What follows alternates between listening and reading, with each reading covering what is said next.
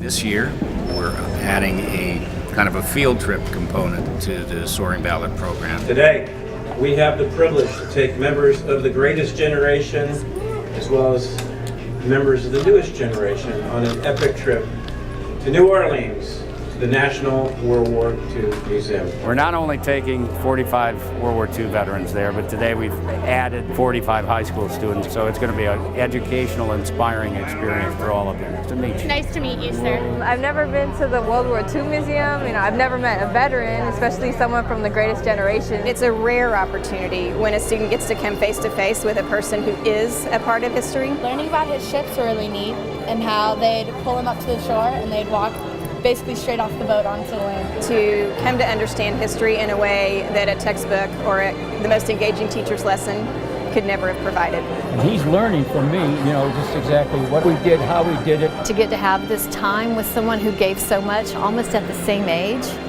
that's amazing. When I was his age, a whole class was drafted.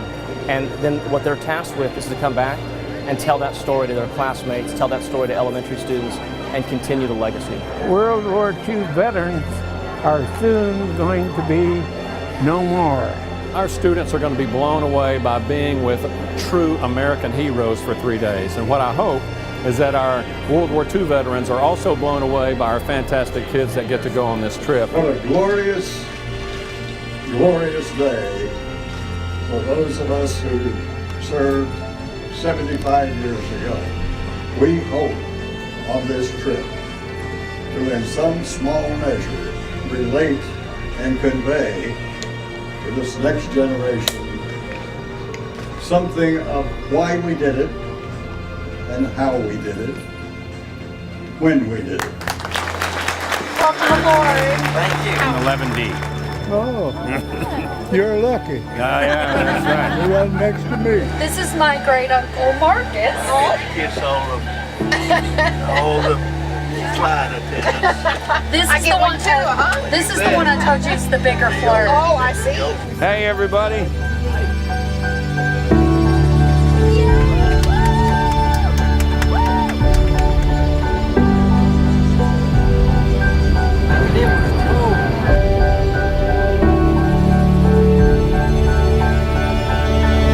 I gotta go work now. Do you want a little something? You don't get anything. What would you like? You having fun? I am. So far, so good? Yeah, it's amazing. Wait till you get to the museum. I am so excited. It's pretty special.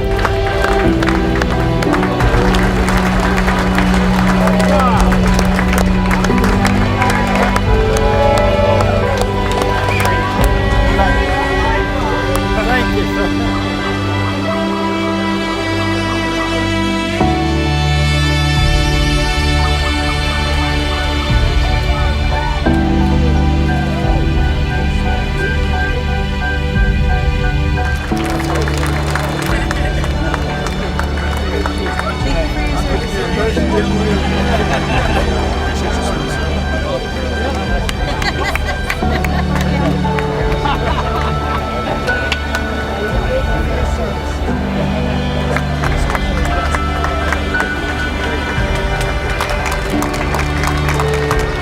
So folks, you can see the escorts over here. They're stopping traffic on this highway over here so we can go through. We love doing this for them, for their service.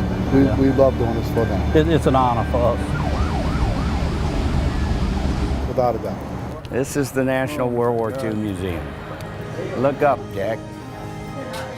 Look at that. It's pretty magnificent. Yeah.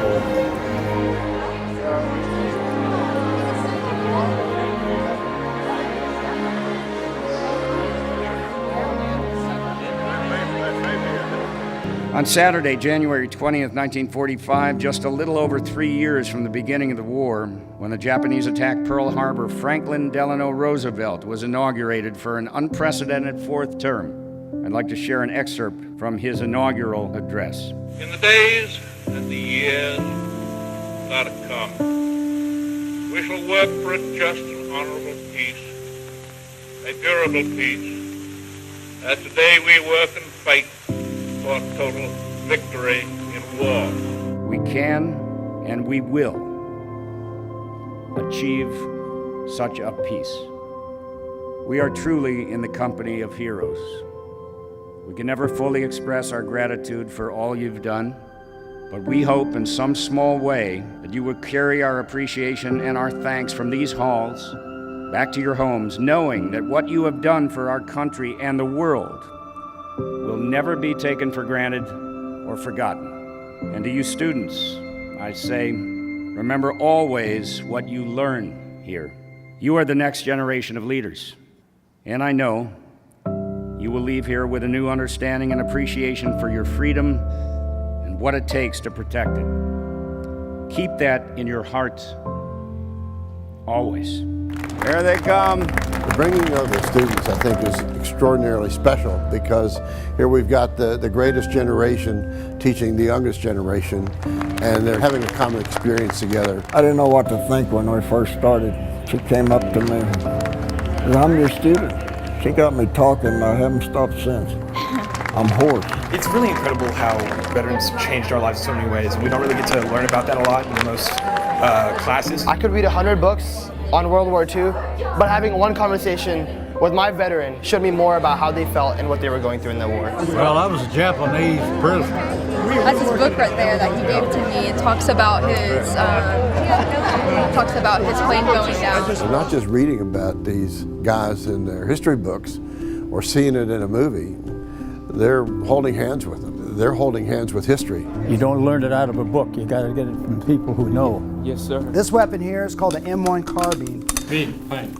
Carbine? Fine. Carbine? Yeah.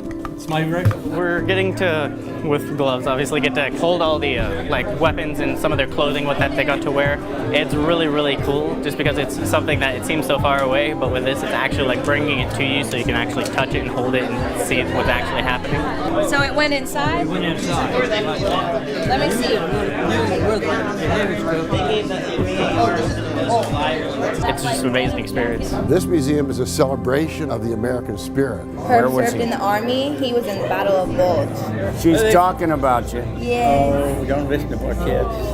That was good things. It's amazing spending time with our veterans. You never get tired of learning from them, hearing what they have done for our country, hearing the personal story. My veteran is Jim Niederer, and I have learned a lot. Jim was one of the liberators of Dachau. He helped liberate one of the camps. I saw that tattoo on the wrist.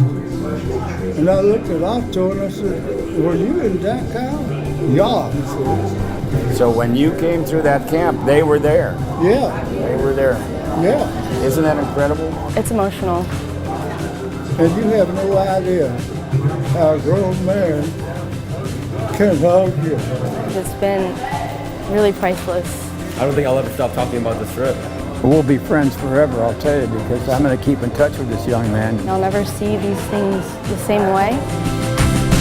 What's your favorite song during the 40s?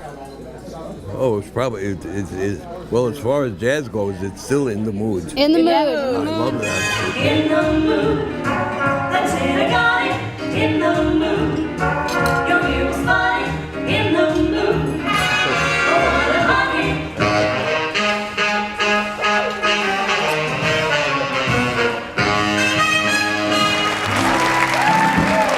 Good to be with you.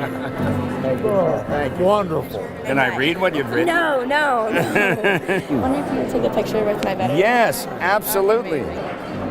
This was really amazing. Thank you so much. Thanks. Thank you back. Thank you, sir. Appreciate it. God bless you, brother. Thank you. You have a safe trip back, okay? Most kids, their heroes are celebrities or sports icons, and my heroes are our veterans, whether they be World War II or Desert Storm. It's been a revelation. It's been beautiful to be with this generation. They tend to applaud us and laud us and make heroes out of us, and we're just the survivors. The ones who are not here and who paid the ultimate sacrifice are the ones that ought to be honored and certainly remembered. We should never, ever forget their sacrifice.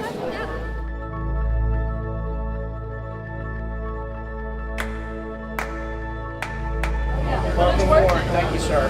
Thank you so much. Thank you for being here. I hope you've enjoyed it as much as we have. Appreciate you very much. We are very excited today to be able to present you with our mail call, Douglas Blair. George Champa. You're popular.